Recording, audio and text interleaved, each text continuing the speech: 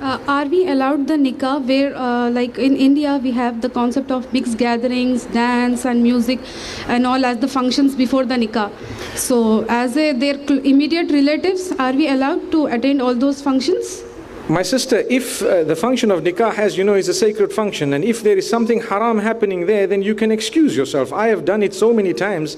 I've excused myself from functions because I felt that it would damage my own level. Perhaps I may be going there, and I don't want to be bumping into,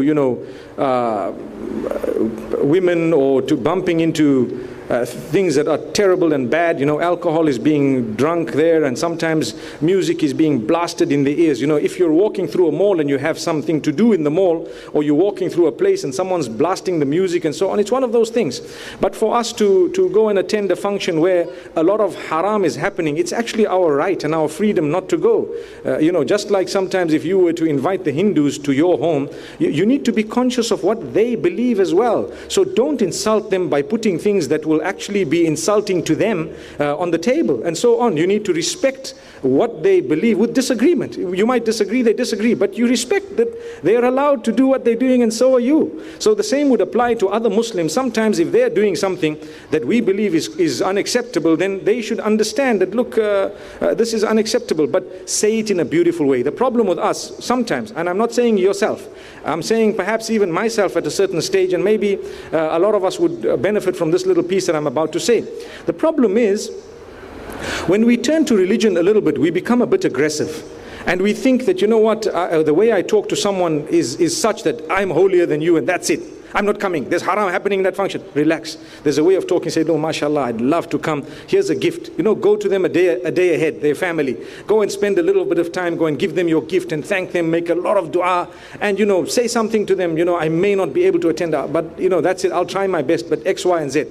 I recall a function that I was invited to, and I was told clearly that this function is completely separated. You see, if they tell you in advance what's going on, it's one of those things. And when I got there, I saw it totally mixed. So on grounds of principle, of being lied to, I actually told him, Salamu alaikum, and I'm departing. And I departed. And I told the brother who had invited me, look, my brother, I love you so much. I pray for you. Allah grant you success. And I wish all the best for you. But you know what? You actually deceived me. You told me that it's not going to be like this, and it is like this. He said, no, but you know this and you know that. And I said, look, my brother, I'm not saying it because I don't like you. I love you. But I won't be able to be there. And the reality is, you should have told me in advance. You made me travel all the way. You made me come all the way here. And this is what I found. So I'm just telling you, I've done it. And whether people like you for that or not is one of those things. It's one of those things.